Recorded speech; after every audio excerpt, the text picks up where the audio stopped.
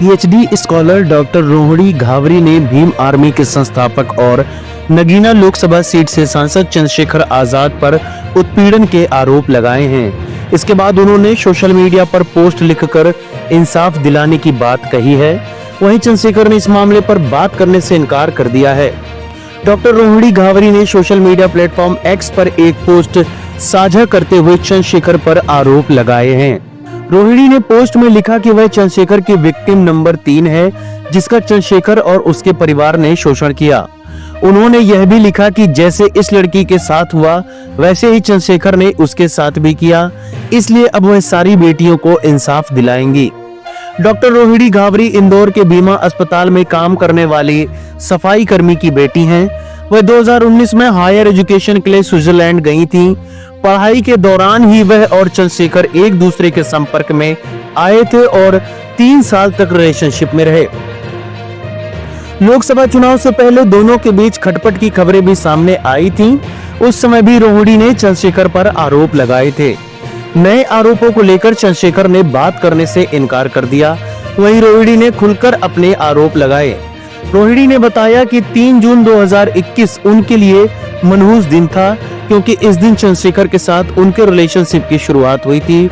वह international labour organisation से जुड़ी थी और वहां देश के सफाई कर्मियों की आवाज उठाना चाहती थी, क्योंकि वह खुद एक सफाई कर्मी की बेटी हैं।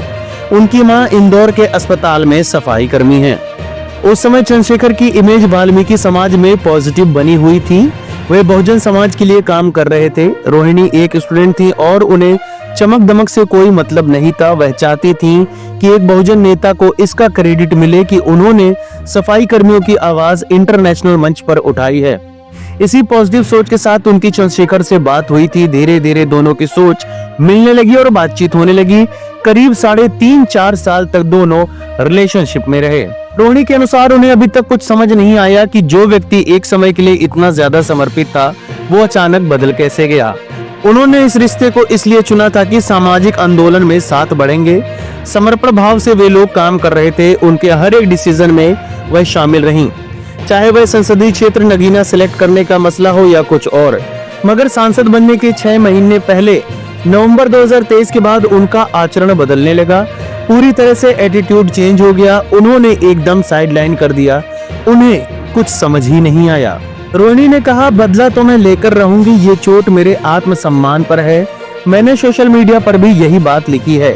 मैं अब तक इसलिए चुप थी क्योंकि मेरी माँ ने कहा था कि तेरी सजा से ज्यादा बड़ी ईश्वर की सजा होगी। इनकी तो औकात ही नहीं थी सांसद बनने की। ये घटिया इंसान जेल में होता। अब इनकी औकात नहीं है कि यह वाल्मीकि या वंचित समाज में अपनी पैठ बना सकें। मैं इन्हें ऐसा करने नहीं दूंगी। ये सब खत्म करने के लिए अब मुझे अपने हाथ गंदे करने ही पड़ेंगे। मैं समाज का और नुकसान नहीं होने दूंगी। रोहिणी ने चंद्रशेखर आजाद के खिलाफ जो पोस्ट की है, उसके बाद से ही सोशल मीडिया पर रिएक्शंस आ रहे हैं। यूजर्स तरह तरह के अलग अलग कमेंट कर रहे हैं। हालांकि सांसद चंद्रशेखर की तरफ से अभी तक कोई रिएक्शन नहीं आया है।